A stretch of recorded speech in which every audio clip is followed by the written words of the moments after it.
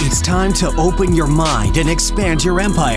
You're listening to The Ted Huff Show. Join in for stories that embrace imperfections and become the inspiration you need to achieve true greatness in your life through actionable progress in the pursuit of self-discovery, self-improvement, and self-purpose. Where will your story take you? Now let's get it started with the man himself, your host, Ted Huff. Welcome to episode 13 of the Ted Huff Show. On this episode, we have Gary Cardone on, a personal friend of mine, a painter and the corporate warrior. He grew up in a small town in Louisiana, but don't let that fool you. This man made a successful career in commodities, has ran a number of successful business ventures, and by age 42 found himself retired. In this episode, Gary shares his journey through losses and triumphs for his business as well as in personal life. He then teaches us that by looking at problems as a blank canvas and the importance of creativity was the key to his success. All right, so today on the Ted Huff Show, we've got Gary Cardone. Ted Huff Show. Yes, the Ted Huff Show. I love it. So we got Gary Cardone here, and he is currently the CEO for a company called Chargebacks 911. Kind of give us an understanding of what all that means, what you're doing today, and then we'll kind of fall back a little bit and kind of understand what got you to the point that you're at in your life. Because I have this feeling, because you and I have talked in the past, it's not very like straight line, not very linear. So kind of give us a feeling to what's going on these days with you, sir. You mean it's complexing, that it wasn't all planned out perfectly like the MBA students explain that you can do? Yeah, that definitely didn't happen for me. So my name is Gary Cardone. Ted, really great to see you. And I'm really glad you're doing this show. So I run a business. My partner actually runs the business. I invested in the business and play a little small role in revenue and vision. But it's basically, we found this highly inefficient problem known as disputes and chargebacks, which result in declines on payments, a $13 trillion industry that is very problematic. And from my commodity experience in energy, we looked at this problem and just do not believe that it needs to exist. It exists because of a legacy viewpoint. And so what we're doing is trying to drive efficiency into a marketplace to minimize declines, to minimize problems when consumers buy something, and as importantly, to minimize the losses, leakage, and problems that a compliant merchant who sells a product in good faith is desiring to deliver to his customer, and then you have a payment rail or a system, a legacy system that has given rights to an industry to allow them to basically destroy that transaction. So we're helping merchants defend their compliance, and we're helping acquiring banks defend their compliant merchants, and we also want to take away all the stress and cost that issuers suffer from having to deal with this very, very complex problem, mostly related to e-commerce, card not present, and digital transactions that occur on e-commerce. They do occur in point of sale, but point of sale, one is on the wrong end of growth. It's declining, and also point of sale has been mostly handled with rules and processes. The unfortunate thing is that the card present rules and processes don't apply to e-commerce, which for whatever reason, those in power have decided that a e-commerce transaction is far riskier than a point of sale transaction. We find that a little confusing in that we have so many data points on a card absent transaction versus a point of sale. So anyway, that's generally our business, trying to drive efficiency into a market where there's no friction, either on the front end or the back end. Fantastic. So I'm gonna go just a little personal here. It's okay, not too personal. Nothing we have to worry about. Nothing that will get anybody in trouble. It's okay. I'm an open book. Everybody knows about my mistakes. One of the things that you and I were talking about earlier this year is how you've rekindled or reignited the passion for painting. The painting. Yes. So, you're going to talk about the painting. Of course, I'm going to start blushing. Yeah. So, I'm an artist at heart as well. I mean, I love to draw. I love to paint. I love to create. I mean, that's a lot of this right here. I love to create. So I understand that feeling, that fire in the belly that it gives some folks. Where did that come from, and where do you get your inspiration from? I don't. First off, I am not a good painter, so I'm a novice. I've never read a book on painting. I didn't study art in school. In fact, just the opposite.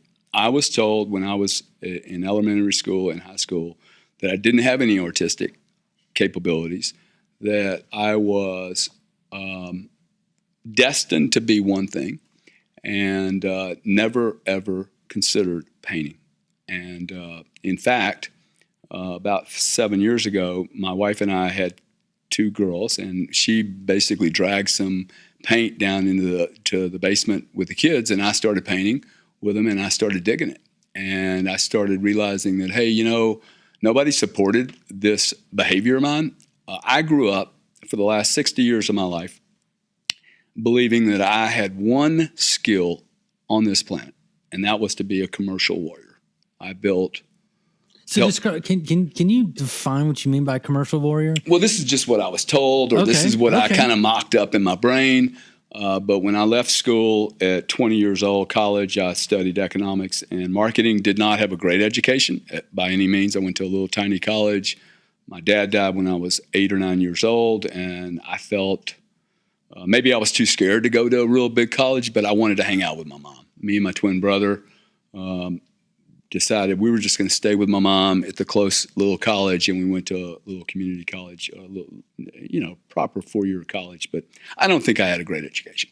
Anyway, when I started my career, I went into the oil and gas business, and I just thought I was one of these guys that knew how to make money, and that I was the guy that was kind of the front end of the spear and willing to take hits and do new things and do challenges. And I was really, really fortunate enough. My first job out of college was in the oil and gas business, and I found my home. And 3 years later, a company called Natural Gas Clearinghouse was formed, and I knew, instinctually, I have to go work for this company. I didn't know who worked there, didn't know what they were really doing, but I knew in my heart I have to work there. And that was the first point of me realizing that, in fact, I believe I've always been an artist, because the type of business that I have done in my whole career is I go into markets that are blank canvases, and I look at it, and then I decide that I'm going to paint it in a certain way. And did it in the United States. I had some great mentors that taught me how to do it. I ended up in the right shop, the right platform, like we were talking about the other day. I think a lot of smart people just don't have the right platform. They go to work for a big company, and then they get lost. Or they go to a small company, and they get lost. Or they're too much power. So the art thing for me today, I believe I've been creating art since I was like a child. But no one gave me credit for that. Building a business is highly artistic. Okay, you have to have a vision of what it is that you're trying to put on the canvas.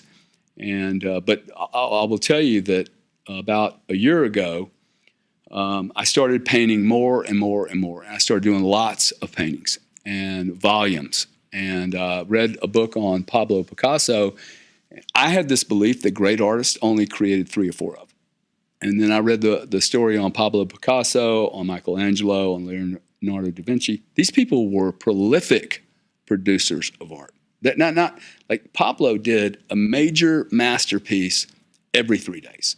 Oh, wow. I guess I didn't even realize that. So what I learned from that is that people that become masters do things so many times over and over and over and over, it becomes masterful for them. It becomes almost effortless. And so I had to get out of this viewpoint of, I just need to create one masterpiece. No, I need to create a lot of art. And so for me, the next 20 years of my life, or the last 20 years of my life, I want to end up being an artist. And really I want to end up because it's a little bit of my rebellious attitude. No one gave me credit for it, so I'm going to prove the whole planet wrong. I may fail, but one thing I have learned about success is when I begin putting out what my dreams are vocally to the world, like whoever's going to see this to you, all of a sudden, my wanting to be an artist takes on a whole different role, because I'm like, hey, I'm telling people what I'm going to do. I can't back out of that now, okay? I'm taking responsibility. And so really it's just about how many times I do it. I don't think anybody's naturally smart. But if you do something enough, if you dig a ditch enough, you're going to be the greatest shovel maker, shovel ditch builder on the planet. And that's artistic, in my opinion. So I don't know if that answers your question, but I'm really digging the art, okay? Doesn't pay me anything. Don't care. Everybody thinks I'm in it for the money. I really don't care about money. I've never cared about money. I've cared about what am I creating and what is my influence in a marketplace. So, and that actually brings up an interesting point, is because a lot of people do think that, you know, that people that know you Think they know you. Yeah. I will never say that I know you. I will definitely say that I know of you and I know things about you, but I will never know you. Right. Well, yeah. But I hear you. So one of the things that I'm wondering is, was there a defining moment when you realized that you just weren't going to settle for average? Most of the things that you've done aren't average things. Yeah, they've been a little, let's say, non-standard for sure. I think the death of my dad, was a big deal. And what it showed me was that he worked. He was a stockbroker. I thought he controlled the world. I mean, I went into his office one day and I was like, wow, I saw a little ticker tape. Wow, amazing. 22 years old, I ended up being a commodity trader for 40 years. I mean, a great commodity trader. I found it amazing that I ended up in that job, knowing that I used to go to my dad's office and see him trade stocks. And I thought he ran the universe. And I'll tell everyone here that I don't share this very often, but I was grossly disappointed when I joined corporate America, because I realized that most people in corporate America don't run anything. Actually, don't even know what they're doing. And it was a really big problem for me to confront, working for a major corporation, going, whoa, these 3 people that I work for don't know what I do. They don't have any response. They're not going to get fired if they don't make money. It was shocking to me.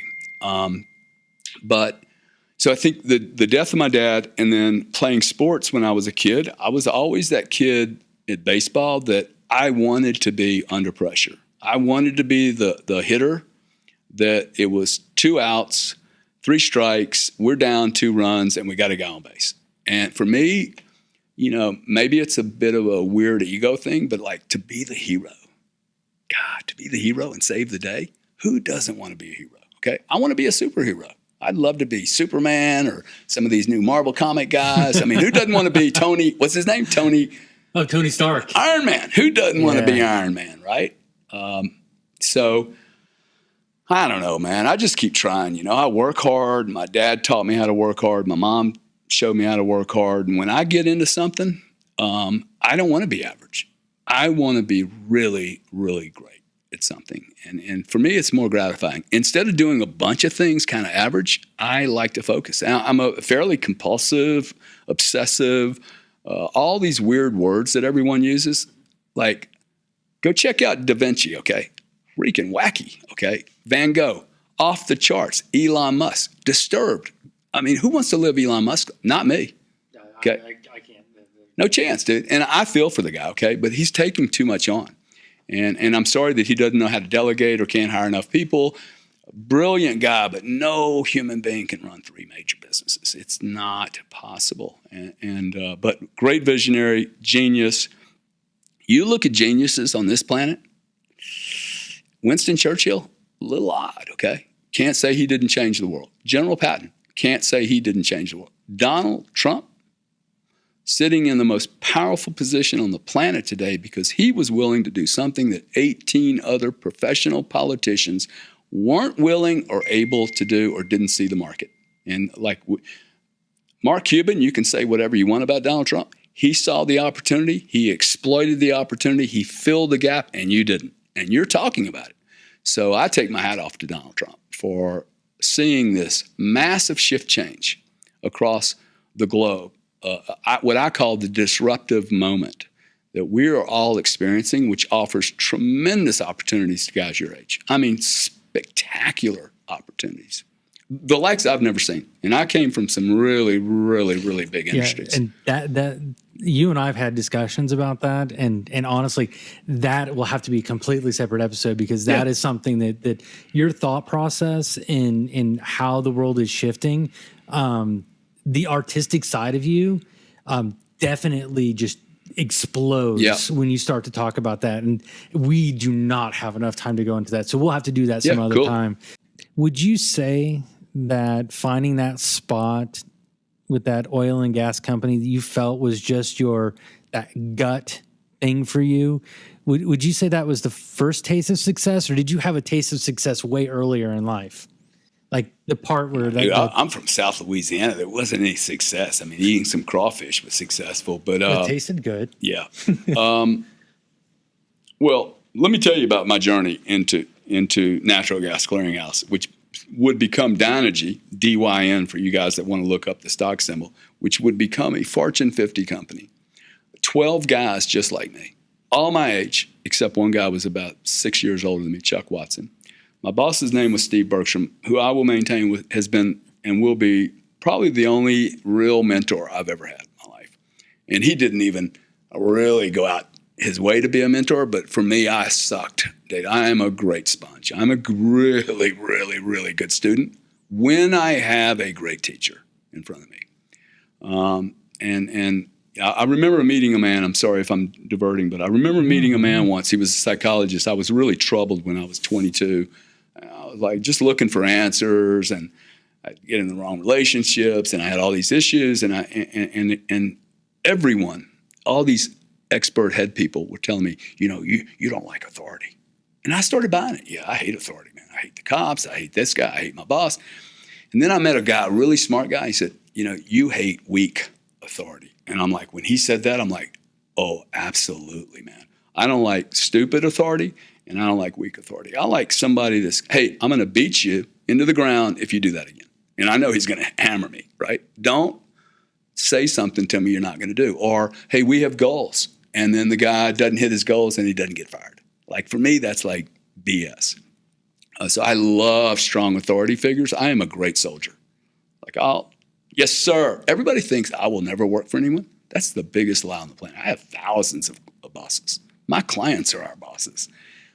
So I don't believe that I'm the boss. I believe I'm an instrument that can learn or not learn. I can open my ears or not open my ears. And so when I met these people, I knew here, I did not know here, I knew here I have to work for these people. I was making $70,000 a year. I was 27 years old.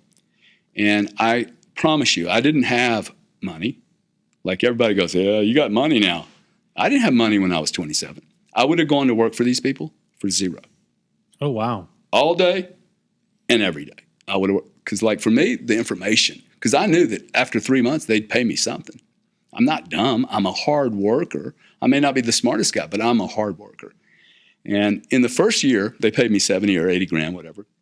In the first year, they almost fired me 3 times because I couldn't get their cadence. Oh, okay. Okay. They were moving at such a rapid speed. And I had to I have a lot to learn here. In the shop I left, I was the baller. Okay. So I joined the shop and I'm just a little fish in a big pond. It was actually a very small pond. But these 12 guys every one of them went on to run companies, big companies. One of them went on to run Anadarko Petroleum. Another one is sitting on Williams Energy. He's the chairman of the board, my mentor. These guys are absolute brilliant people. And quite frankly, for the first time, I'm taking credit for being one of those. But it came through education, 20 years in business of being educated. Like for me, my education started when I was 22. It did not start in college or high school or elementary school. It started when the real world showed up. So I've had so many successes, man, but Can you pick out like one that just was like that one where you're like, yeah, okay, this is it. This is what. Every time I followed my heart was a winner. Every time, whether it was in romance or business. Like, I think people overthink a lot of stuff. And most people don't give me credit for actually being a strategist. It's a huge mistake a lot of people make with me. They see me as a gunslinger, as this kind of Southern boy that just kind of says whatever he wants to say. I curse, and I study markets very, very well when I go into them. And I don't bet on 7 tables at one time.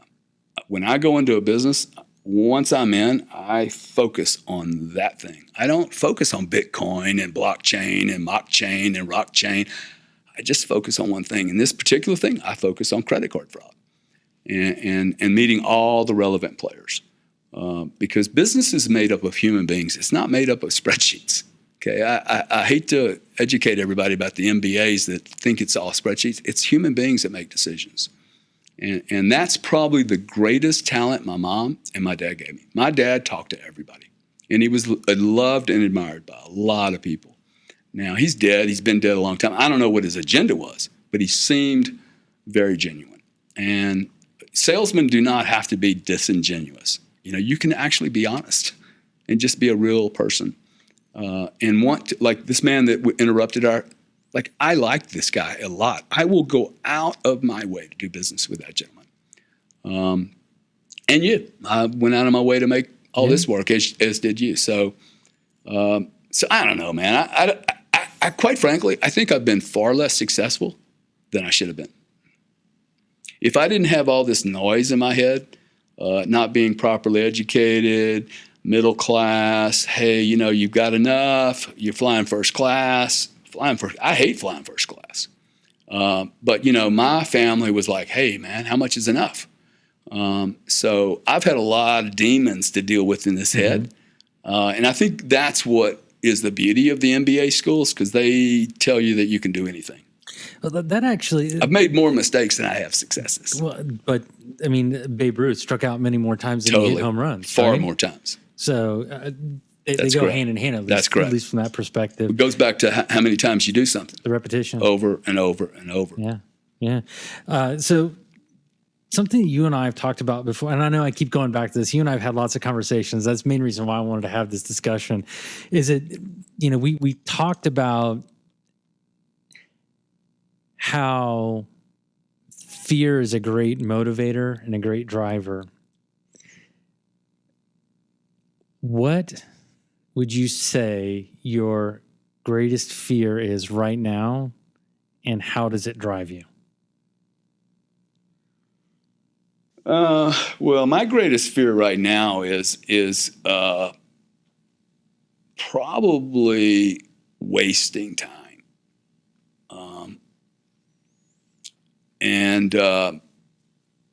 I think you're asking me a different question, so I'm going to answer the different question. But I think that for instance, my vocalizing to you that I wanted to be an artist. And when I say I want to be an artist, dude, I'm talking about I want to be known when I die. Hey, that guy actually created a role for himself. He created art, and he became a well-known artist. Like, I'm not saying I just want to paint. I actually want to do 5 paintings a day. What I care about is when I'm gone, somebody says, hey, that's a piece of work. So when they say whether it's one or a million. So when they say the name Gary Cardone, he was an artist. That's when 10, 100, 1,000 years from now. Yeah, whatever. But think about it. A piece of art, like I have been a commercial warrior. That's all I've done. I've gone into markets, disrupted them, fixed them, shaken them up, taken advantage, exploited inefficiencies, whatever. Okay, but these were like I was creating something, and like for me, the deal was, well, is this all I am? Am I only a business guy?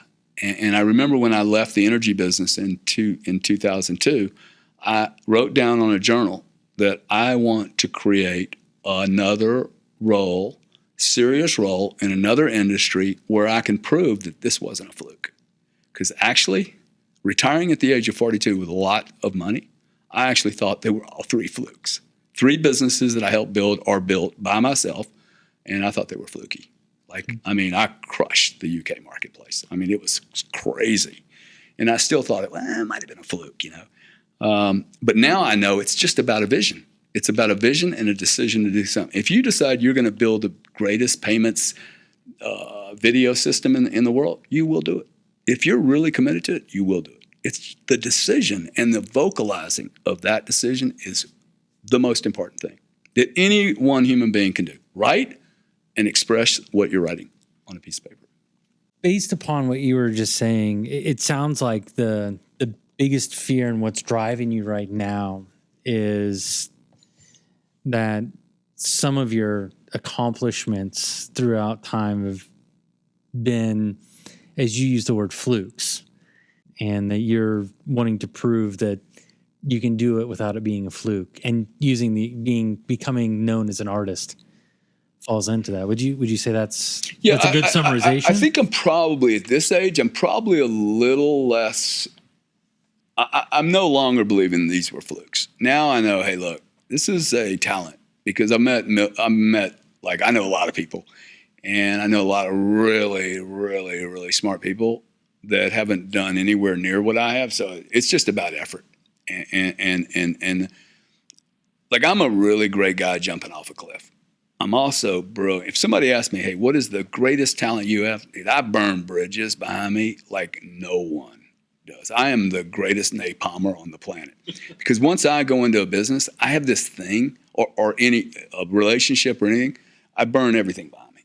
All the old girlfriends and their phone numbers, they get cut. Boop, I'm out. I'm done. Don't call me. Don't talk to me.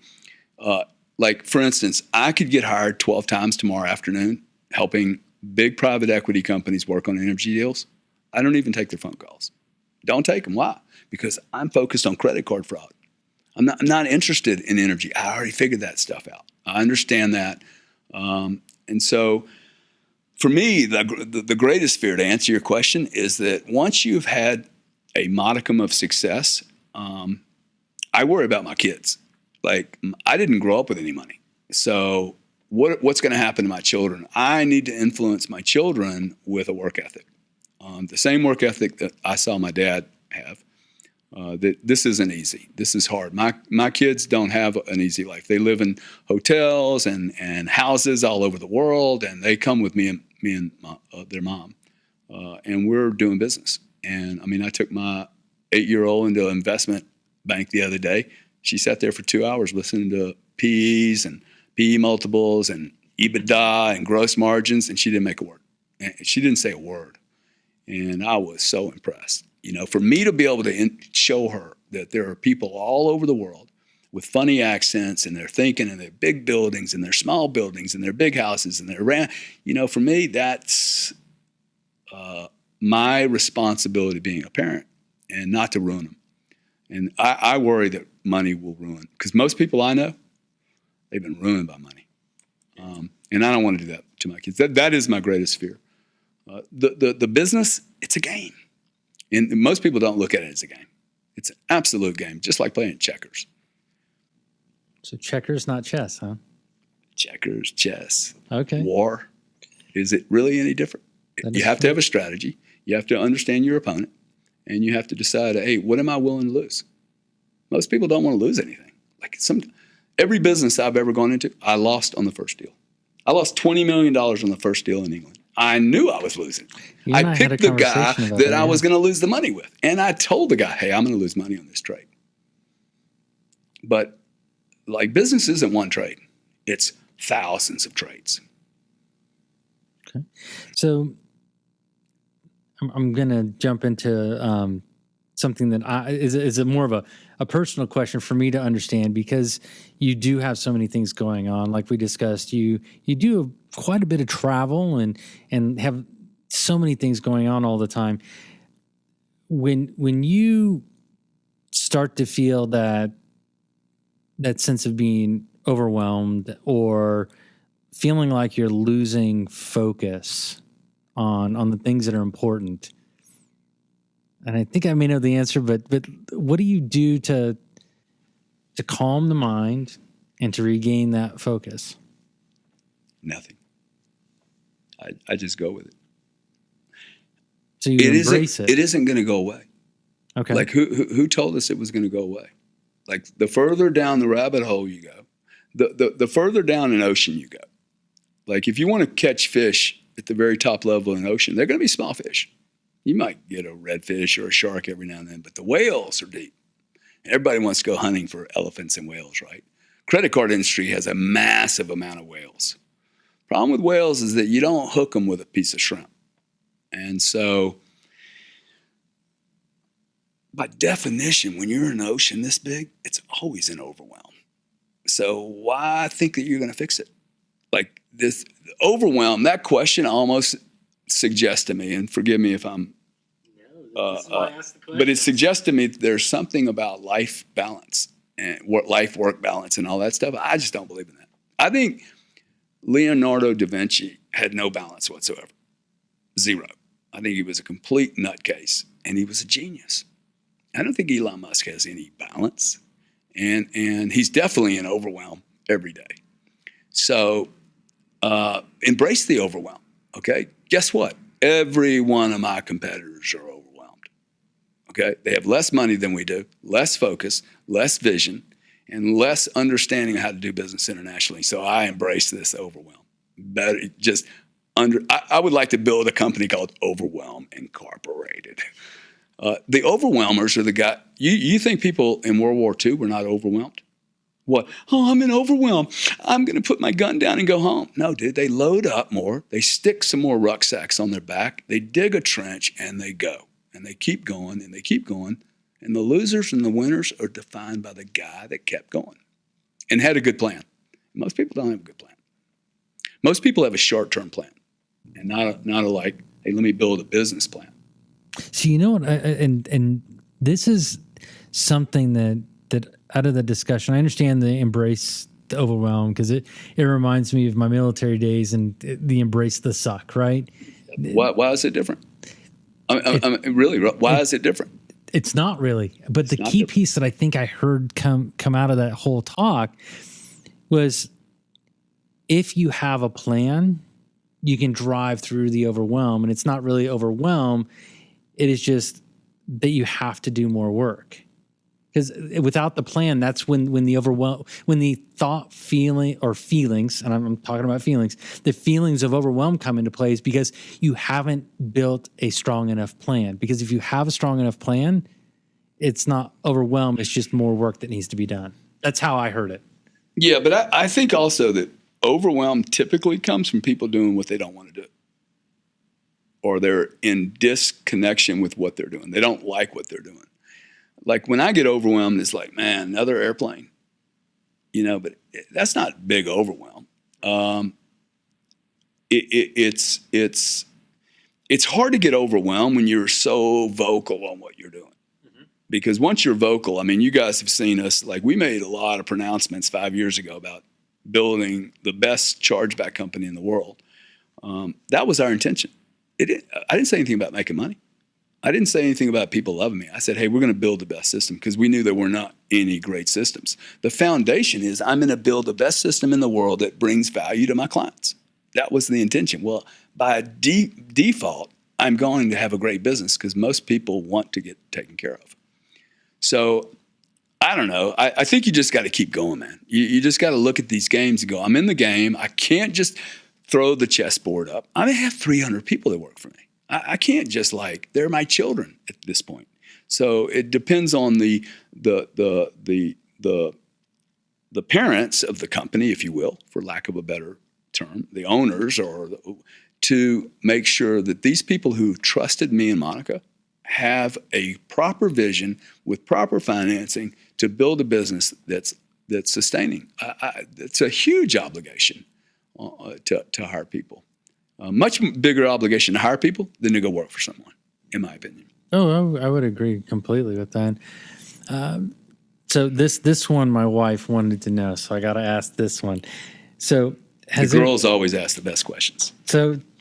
So her thing was, with everything that Gary has going on and the number of places that he travels to so frequently, what is a belief, behavior, routine?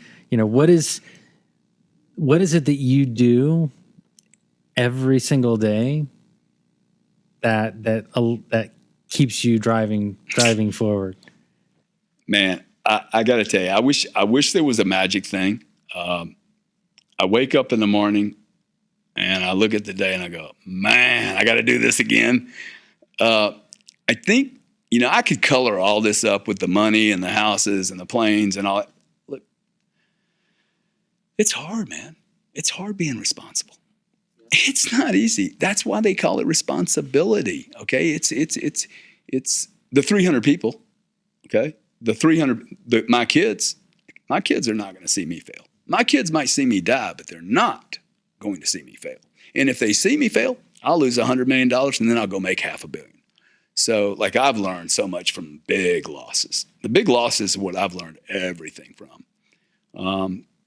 So, also I'm involved with my wife, who's my partner, who's the genius behind this business, runs 99% of the whole business. I'm just a guy with an idea. That's willing to spank money behind probably the most talented person I've ever met in my life, Monica. She could divorce me tomorrow morning, and I would still invest money into her, every penny I have. She's that smart. So I think I'm a human being, and I wake up, and I have a responsibility to the planet, and so I don't meditate. I used to meditate. I used to write. I should write more. I really, really believe in writing. I am blank. I am a billionaire. Look, when I was 28 years old, I wrote, I am running an energy business in Europe. And my wife laughed at me.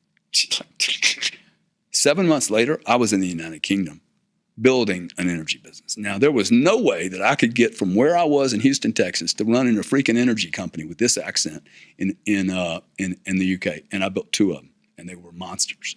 So I really believe you can do anything you want. It's really down to writing, making the plan, doing what you want to do here, not here. I know a lot of people that are miserable, dude, making $3 million a year, working for a private equity guy, making $12 million a year, miserable. Their kids are miserable. They're on all kinds of drugs, and you follow what you're great at.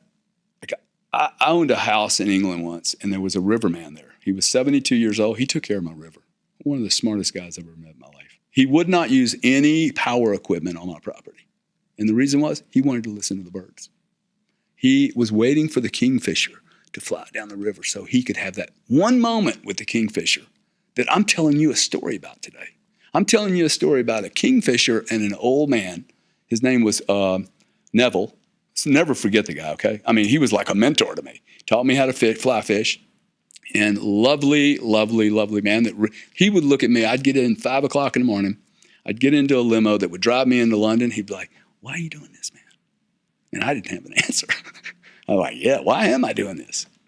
So I think there's a lot of ways to impact this planet. You don't have to be a billionaire or millionaire.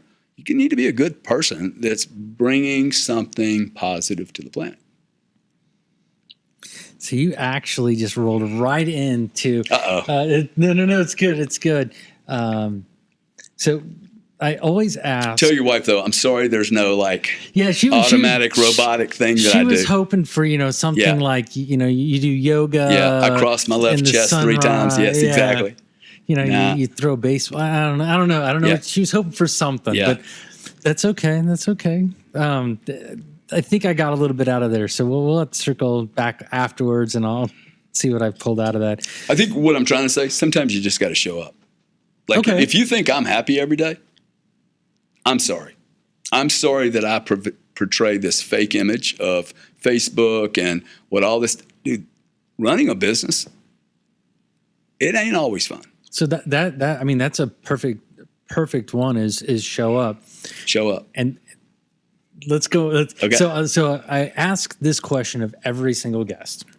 I ask for either one big thing or 3 small things that somebody can do as soon as they finish listening. Don't do it right now. But as soon as they finish listening to this episode or watching this episode, what are 3 things that they can just go and do that you think will help them get to that next level for them? First thing I do is I look around. I do an inventory of everybody around me. everybody, mom, dad, brother, sister, wife, husband, boyfriend, buddies, drug dealers, I don't care, man. If you have negative influencing people around you, get rid of them. Okay? Burn the bridge. Like, you have to get rid of negative naysayers. They will suck the life out of you. Okay? People that don't produce anything love sucking the life out of other people. Hey, Ted, you can't do that, dude. You're not really worth that much. You only been in payments so long, dude. You should be happy with what you have. How much bullshit do we have to feed on? It's crazy. So cut all the negative people. Get around guys like me that go, dude, you can do anything you want. You don't have to have an education. You don't have to have money. I didn't have any money. People go, oh, you had money. I didn't have shit. Okay, nothing. Nobody gave us anything, which I think is a big deal, actually, not to have anything.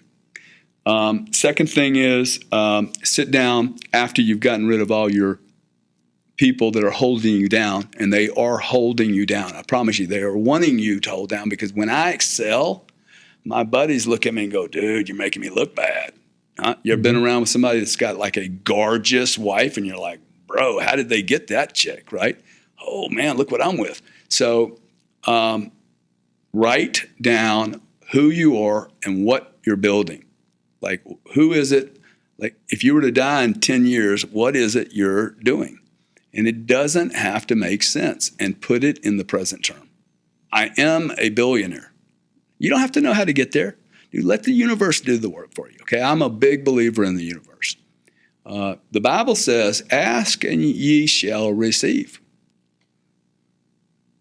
Might want to try it, okay? Prove that parable wrong. It has proven to be, for me, accurate every time. As long as I get all the negative guys out of my brain, I can have anything I want. The third thing, prepare to do a lot of work. Prepare to dig the ditch. Every day, no matter if any of your employees show up or not, whether anybody trusts you, believes you, with any client that says yes or no, you're going to get a lot of no's, okay? The guy that ran Kentucky Fried Chicken got like 1,000 no's before he got a yes.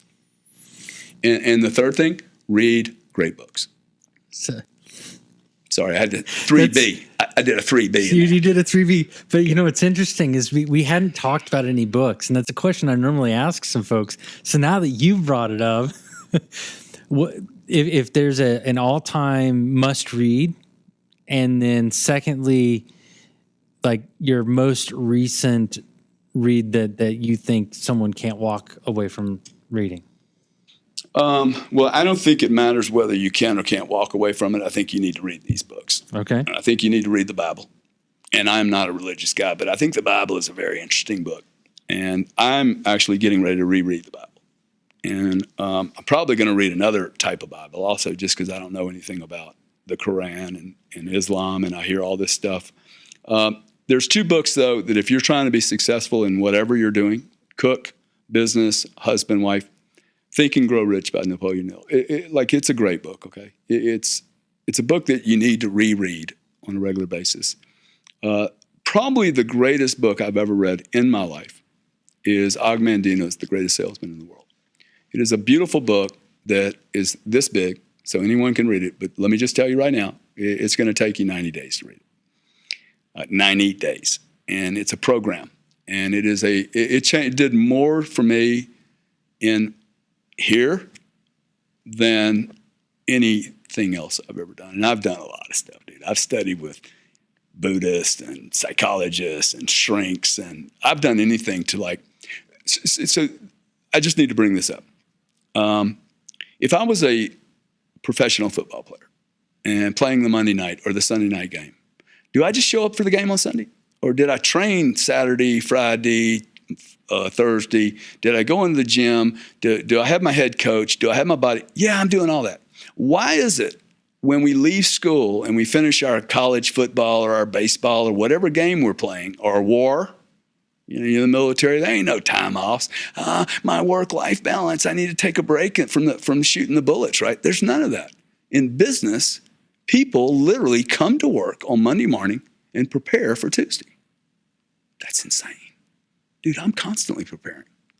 Like I prepared yesterday for this show. I'm getting ready. So people seem to think that they can go into business, they spend 8 hours a day, and then they can go home to their families and do their funny stuff. And then they're going to be experts? I don't think so. So why is it different? A professional football player and a professional business guy.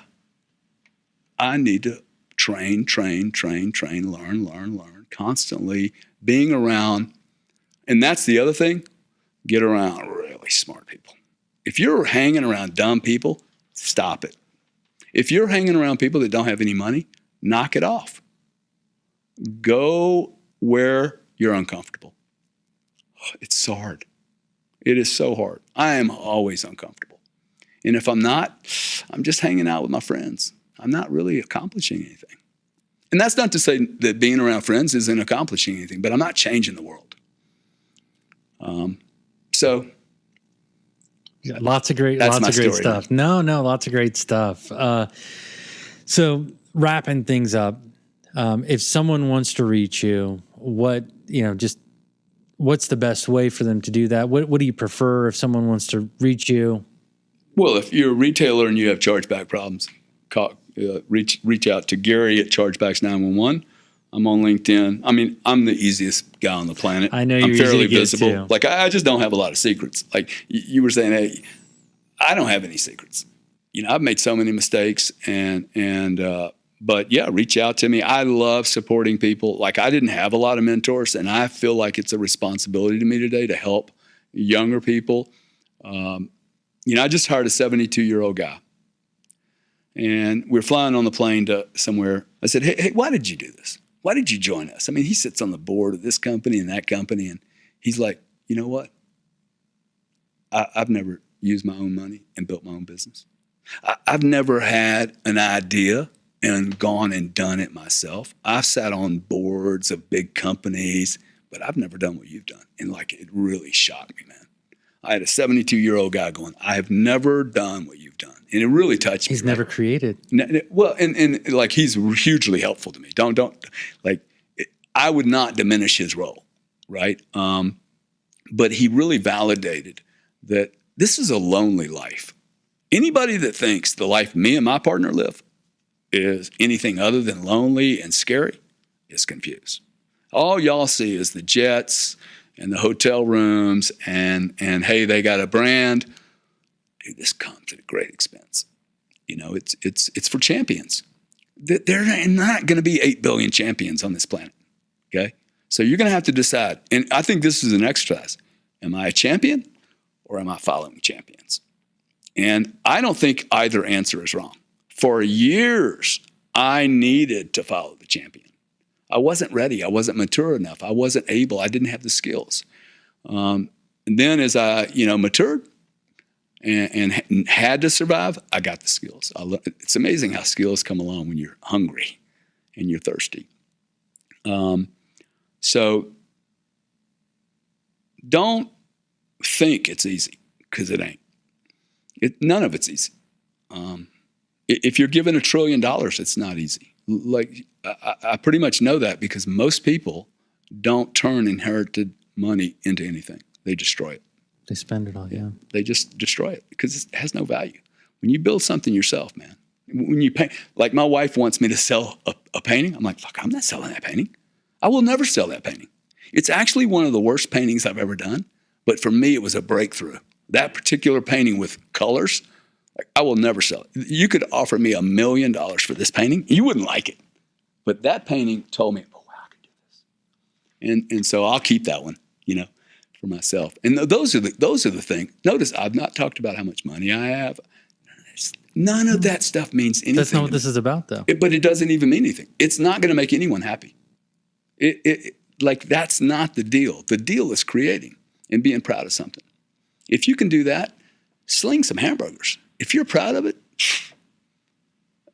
crush it.